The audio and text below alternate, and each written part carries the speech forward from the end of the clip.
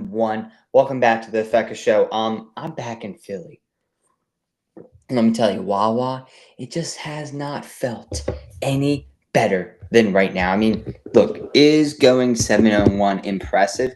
Sure. It depends who you ask. If you ask me, yes, it's impressive. Do I do that often? No, I don't. But guess what? I did and you didn't, so why don't you come along on this journey where I could be a train conductor? I can be your scuba dive instructor. I can go ahead and be your swim instructor. I can go ahead and teach you how to fish. I can go ahead, dress up as a bear, and then actually grab salmon out of the Atlantic. It's the Affeka Show. Welcome back, people.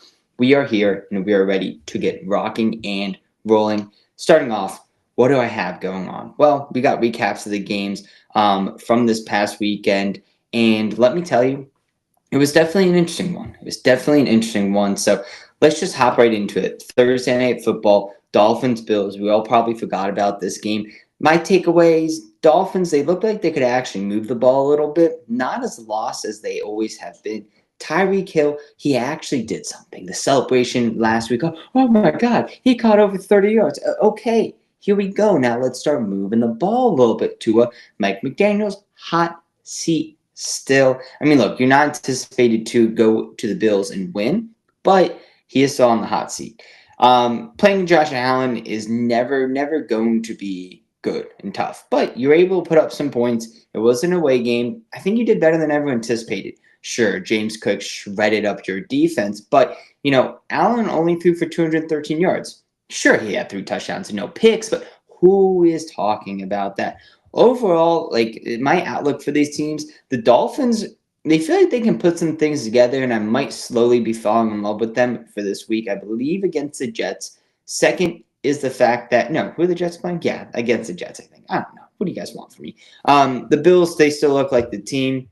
My future of plus 350 to wager them out is looking like it's going to be a very good one.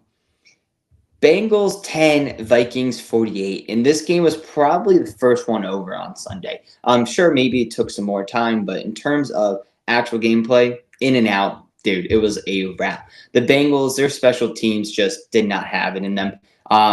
It was like return for touchdown. There was just so many things that happened from the one guy whose name I wrote down. I wrote down that he had like a pick six, a forced fumble, a fumble six, or whatever. I don't know, but he actually destroyed them. So the Vikings defense is here to play. Jake Brown had 140 yards, a touchdown, and 2 interceptions.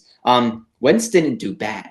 Wentz did not do bad, and I think that's an important thing to note moving forward, especially as you go on the road, on the big road with Pittsburgh to Europe, because we've got a first Europe game. People, don't forget, set those calendars because your fantasy teams are going to start. I know one of you guys have Justin Jefferson out there, so it's just what it's going to be. This was my game of the week. Packers 10, Browns 13. Did I anticipate the Browns to win this one outright? No, I did not. Not even in the slightest. Did the Browns win outright? Yes. Did I think they'd keep it within 8.5? Yes.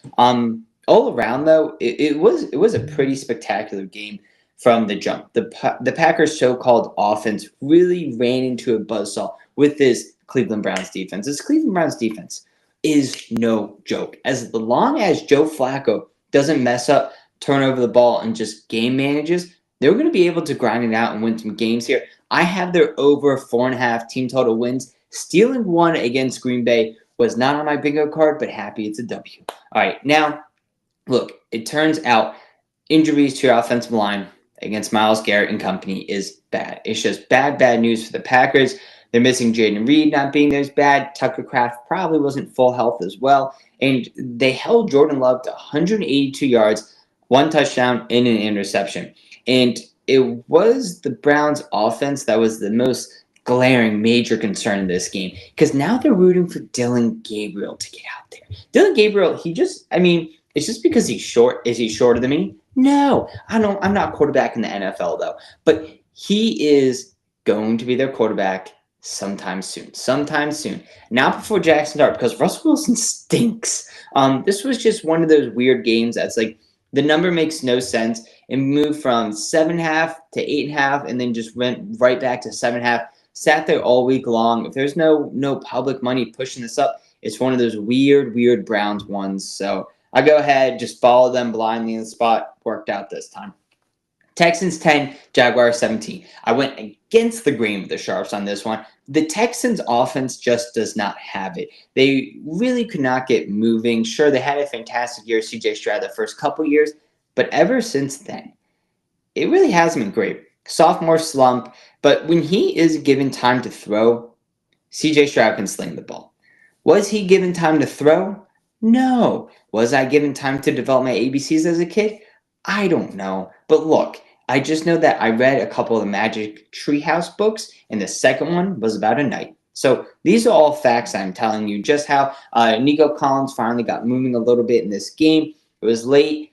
The Jaguars looked like they're really starting to pull away with something here. I believe it was 10-3. Go ahead, Jaguars throw it. Trevor Lawrence right into the other hands of the defensive player. And what do I always say? It's not my fault that the quarterback that I bet on throws such a perfect ball that the defense catches it. It cannot be on me. I know they're a great quarterback.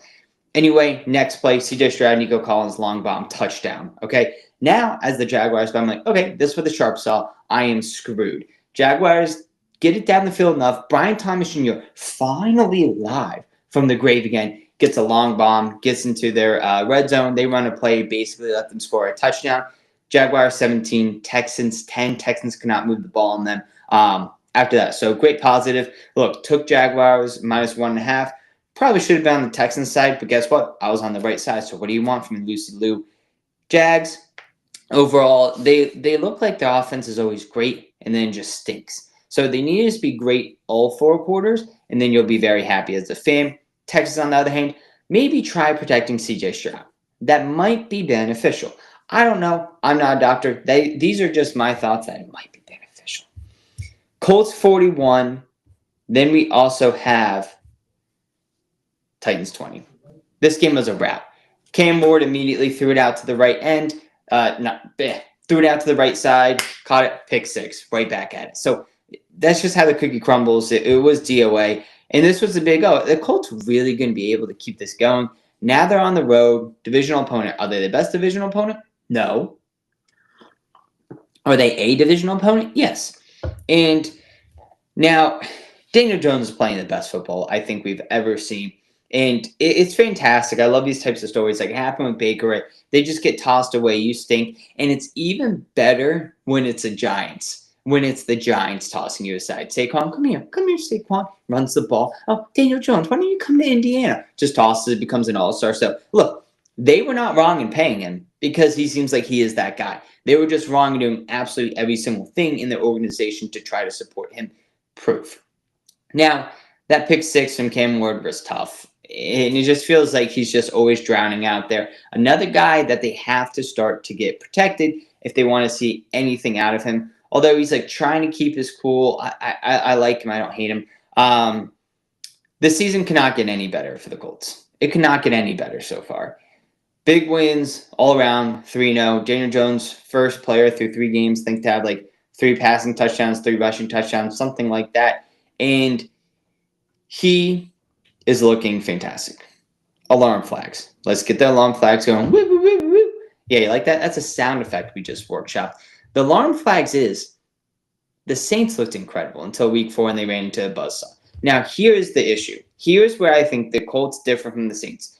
Colts have a way more talented roster. They have a way more proven quarterback than like what Derek Carr was honestly in the late stages of his career in Daniel Jones. Why were the Saints so great for 3 weeks?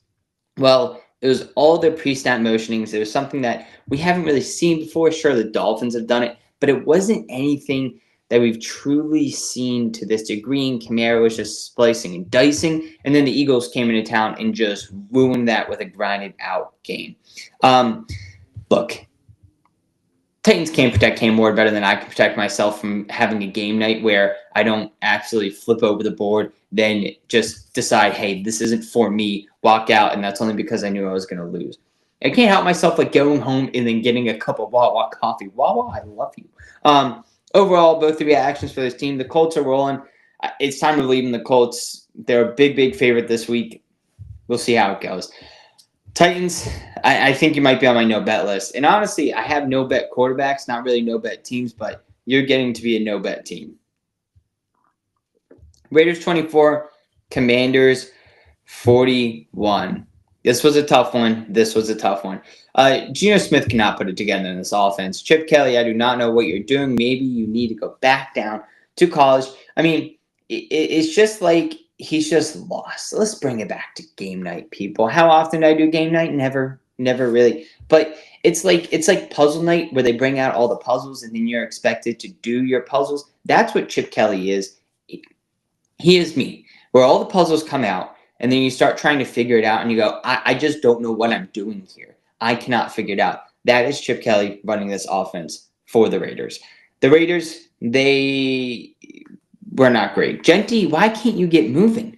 Move the ball with Genty. Simple as that. Maybe it's because he can't pass block for anything, but you have to figure that out.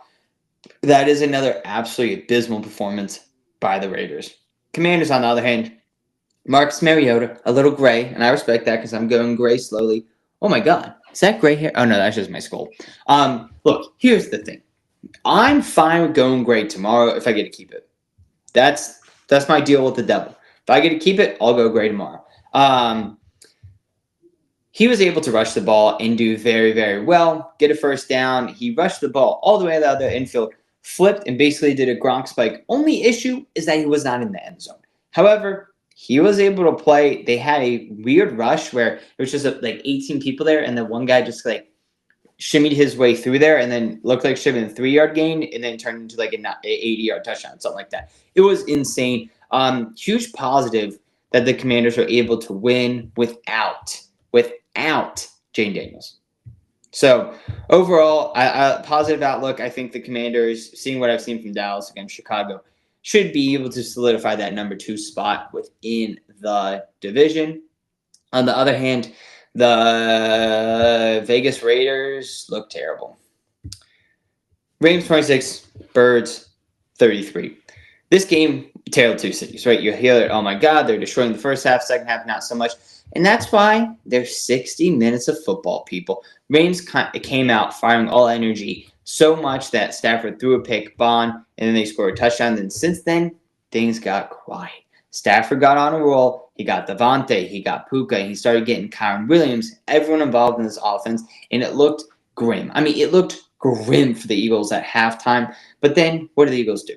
They decided that instead of running the ball, there was an invention called the forward pass. And all of a sudden, you have people oh, I don't know, A.J. Brown, maybe one of the best receivers in the league. Then you have people oh, I don't know, Devontae Smith, one of the also best receivers in this league. He's top 20. He's top 20. Don't even give me that.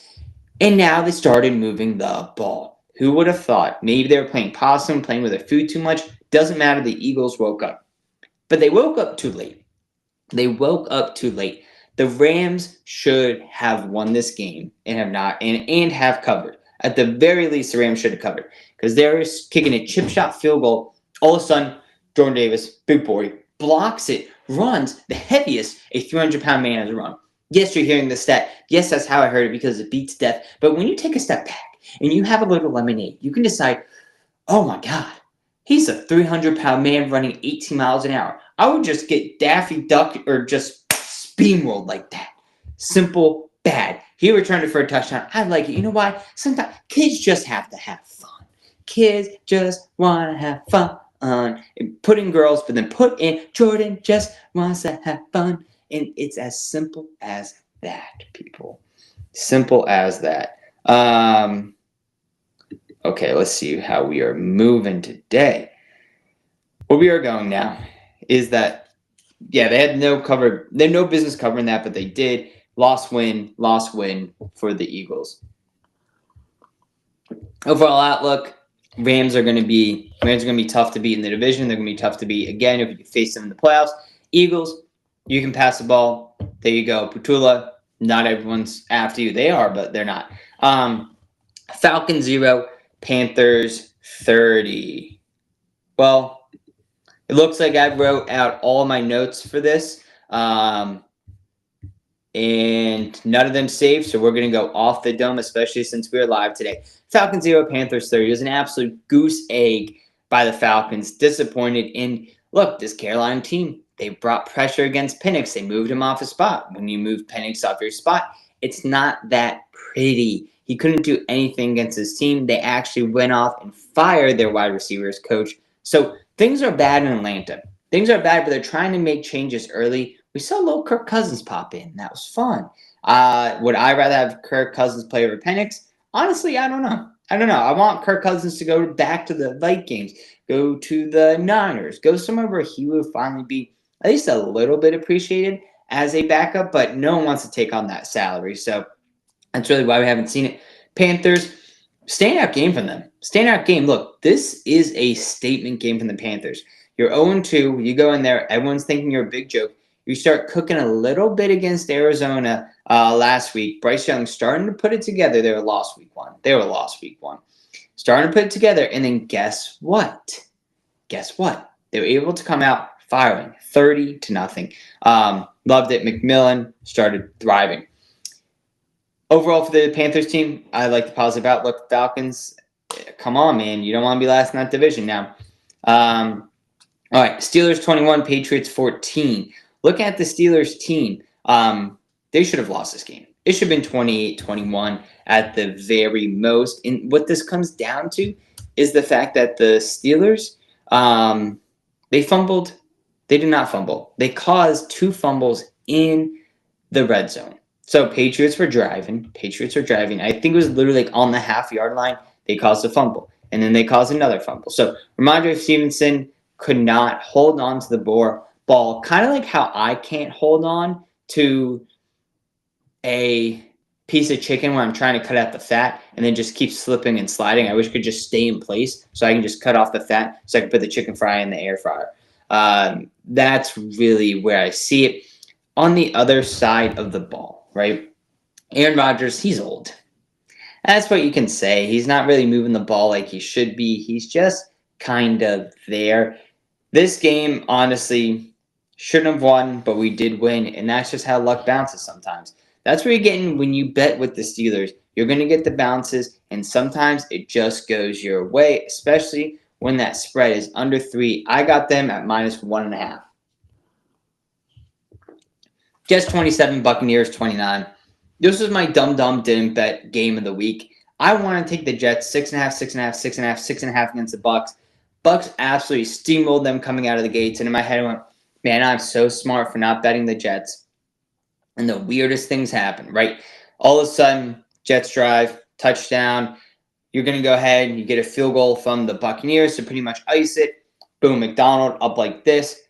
Off the chest right there, catches it, goes ahead, boom, touchdown. Jets are now in it. Jets were up. Here's the thing. You're playing against Baker Mayfield. Baker Mayfield has played 3 games in the NFL this season. How many times did he have to go on scoring drives on the last drive to win the game? 3 times. How many times did he do that? 3 times. Baker is an absolute dog. Baker is a gamer. Baker wins games. Not enough compliments that I can give his way. They gave him offensive weapons, and he was able to actually convert. Keep going.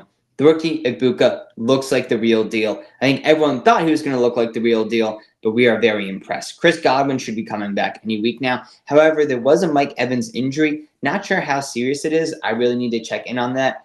Outlooks for both teams. Jets, you got a little bit of life. Aaron Glenn can now build on this momentum. Sure, it wasn't a win, but it wasn't a complete, total destruction that what you saw from the game against the Bills. On the other hand, you have the Buccaneers. They're going to keep going. But look, here's the thing. Those one-score game-winning drives are going to dry up sometime. You're going to have to get up Baker, and you're going to have to keep the pedal to the metal, which is really what we come down to. And guys, people, I believe those are all of our games besides the night games, which I will dive into. I just want to triple-check. No, they are not. Those are only the morning games. So where did all of my notes go? That is the question. Doesn't matter. They all got deleted, but guess what? I didn't get deleted. All right, we have all of the afternoon games to still do. So let's wrap this up in 10 minutes, people. Broncos, Chargers. This was the highlight I had. Broncos +3, so this was the push in the 7-0-1. Look, I'll take that all day. I'll take a push. This Broncos team should have won. Bo Nix is a liability, or Justin Herbert's really good. The defense for the Broncos really could not have played better against this Chargers team. He had a very, very lucky touchdown to Keenan Allen at the end of the game. Bo Nix needs to be able to really convert and get this offense pumping. Sean Payton really has not done anything with him, and that's his specialty. So, season outlooks as we're going through these later games quick because I got to get this done. Broncos need to be able to produce offense. If not, they're going to continue to do bad. Broncos can get offense going, they'll be good. We'll see in 2 weeks really what our read is. Chargers, look, you went 3-0 in the AFC. Oh my God, that was a bird. You went 3-0 in the AFC, and you're just in your division. You're cranking. You're firing on all cylinders. Saints 13, Seahawks 44. This game was DOA, DOA, DOA, more than the Bengals Vikings. Add Saints minus 7.5. Sharps, not Saints. Seahawks minus 7.5. Sharps were hitting the Saints like crazy. I never saw it, and this was my look. They've played 2 games at home, and they were close. They're in a dome. Now you're going completely West Coast. You're going bottom right to top left, depending on how you look on a map. That makes sense. I just knew they wanted to be able to compete. I even did a teaser with them. I never do teasers because I was like, there's just absolutely no way that this team loses. Saint Spencer Rattler, he's 0-9 now straight up in the starts. You have to bench him. Not all his fault. Seems not great. Sam Darnold, I guess you did okay, but who really knows? Cowboys 14, Bears 31. Bears were an absolute rout. You had Caleb's coming out party. This just solidifies that the Cowboys are bad. Not saying that Russell Wilson and Caleb are bad, but I'm not saying that they're great, and they both threw for over 300 yards on them. So that was pretty incredible to see. We'll see Ben Johnson, how he can actually take this momentum with the team moving forward. Cowboys, it's abysmal. You should have been able to score more than 14. I mean, I get it. Your defense is going to let up a lot of points, but you should be able to score more than 14. Cardinals 15, 49ers 16. This was a very low scoring, a very boring game until maybe like the last couple minutes where Niners should have got Kyler for a safety just because not that his knee was down in the end zone when it was tied, what was that, 13-13, but it should have been intentional grounding. He didn't get back to the field play, so I don't understand that whatsoever. I get that his knee wasn't down. I don't get how it's not intentional grounding. Niners, though, Mac Jones drove them to kick a field goal to win the end of the game, which is absolutely kind of insane. But Brock Purdy is on track or should probably play this week, so that's going to be something to see as we go ahead and we move forward. So love that for my Niners to win the division bet. And again, that was the thesis, right? This Rams team's playing tough games. Rams played the Eagles, and the Niners played the Cardinals. Sure, it's a divisional game. It's tough, but the Niners have an easier schedule, so I like them there. Chiefs 22, Giants 9. Cam Scabito for the Giants was actually able to do something. However, Patrick Mahomes took over in the second half. Andy Reid took over in the second half. They're like, dude, what are we doing here? We need to start doing better, and that's what they did. Plain and simple. So I love the Chiefs. They're building some momentum. Once they get their receivers, they're going to be a powerhouse in the league again. They need to bench Russell Wilson, bring in Jackson Dart. Even though I hate the Giants, it's just going to make sense. Last game, cover this in like 30 seconds, sadly. Lions 38, Ravens 30. Shout out to John Gruden because he said both these teams averaged 30 points. You should take the over. I was like, you know what? I'll take the over last second when I was just kind of watching some YouTube videos before the game. And so thank you, John Gruden, for that one. Big win. The Ravens, on the other hand, not played terrible. They didn't play great, but it was another Derrick Henry fumble, which is just a strange thing to say. Derrick Henry fumbles is what's costing them. Derrick Henry's costing them these games. They're now 1-2, so rough start for the Ravens. However, I believe if you look at week 3 the previous year, they were also 1-2. I'm not worried about their chances to make the playoffs. I love them still to destroy. Lamar Jackson, I don't give him enough credit. But he knows how to throw the ball. The weakness of this Ravens team is their rush. Their rush defense is also bad. So those are some things to look at. The Lions, that week 1 Packers, that might just be a fluke game. They're back now. They are back, and they're ready to roll. Look, putting 38 against this Ravens team is impressive. David Montgomery looked incredible. You also had Jahmyr Gibbs looking great. Amon-Ra caught him on Sunday Night Football saying some naughty language. Amon-Ra was saying naughty language, but that's fine. Amon-Ra scored a touchdown, so he can basically do whatever he wants. I'm pretty sure if you wanted to say that stuff in front of a 5-year-old, as long as they were from Detroit, I think it's okay. Overall, great week 3, 7-0-1. Let's go over the winners. Was Lions plus 5.5, Chiefs minus 5.5. Bears plus 1.5, Seahawks minus 7.5, it was Broncos plus 3, that was our push. Browns plus 8.5, they won that outright. Steelers, no, not Steelers. I did toss one, but I didn't get to make a video on it. Eagles minus 3.5, Jaguars minus 1.5. Yeah, people, that is the stream. There we go, your Tuesday show. I lost all my notes on it, but we did it off the dome, especially live. I'll take that all day. I'll take that all day. People, week 4 is on the horizon. Get ready. We'll have the Affaka show coming out maybe Thursday night, maybe Friday morning, depending on how all this goes. We'll probably have a special guest. Jam Fam might be reunited. Simple as that.